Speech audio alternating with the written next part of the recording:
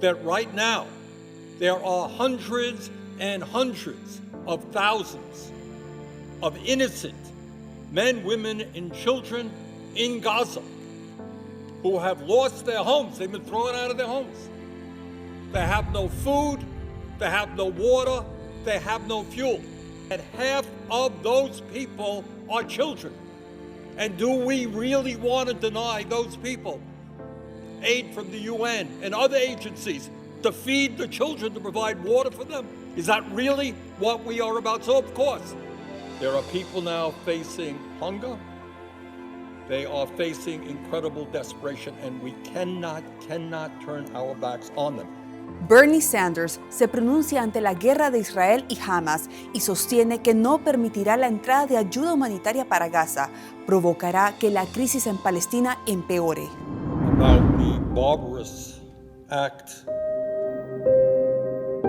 committed by Hamas against innocent men, women, and children.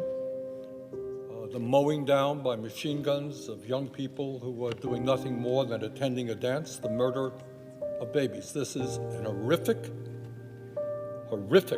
act precipitating a worldwide crisis. And the United States of America, all of us, condemn this act. And in my view, the state of Israel has the absolute right to defend itself against Hamas and terrorism in general. No debate on that.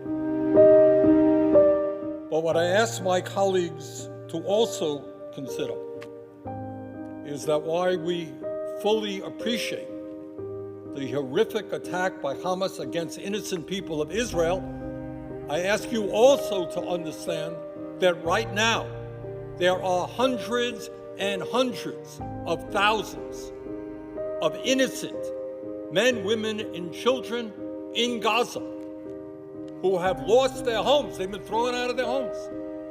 They have no food, they have no water, they have no fuel. And I remind my colleagues that half of those people are children. Half of the people in Gaza are children. So yes, we are united in doing everything we can to destroy Hamas and their terrorism. But I implore you, do not take Hamas's inhumanity and brutality and terrorism against children who are 3 or 5 years old. I ask you to think for a moment. Think about it. I have a state, represent the state of Vermont, 630,000 people.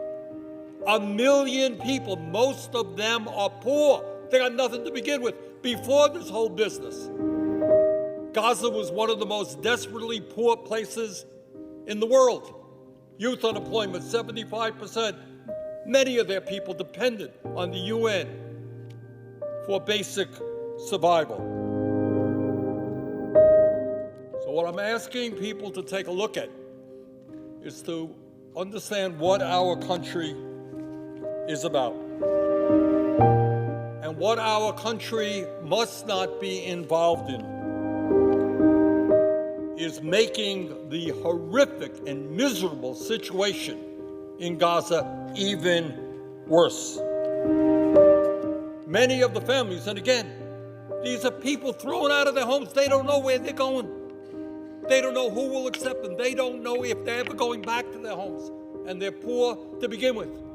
And do we really want to deny those people aid from the UN and other agencies to feed the children, to provide water for them? Is that really what we are about? So, of course, it goes without saying that we have got to do everything that we can to make sure that not one nickel goes to the murderous Hamas organization.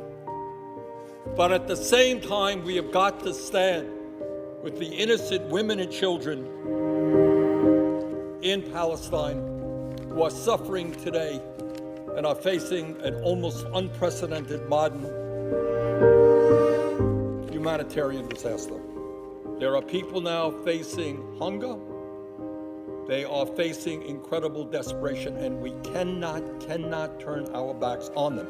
If you think this is going to be good for Israel, If you think that the suffering of the Palestinian people long term is good for Israel, I think you are sorely mistaken. The world is looking at us, and the world understands that what Hamas did was terrible. But they don't want to see our great country turn its back on innocent women and children. El conflicto entre Israel y Hamas ha provocado un desastre humanitario sin precedentes. Ha traído muerte y devastación para el pueblo de Palestina, que día a día sufre la pérdida de familias enteras, hombres, mujeres y niños inocentes que son víctimas tanto de los ataques militares como de la falta de recursos y alimentos necesarios. Soy Carla Álvarez y esto es Notibomba.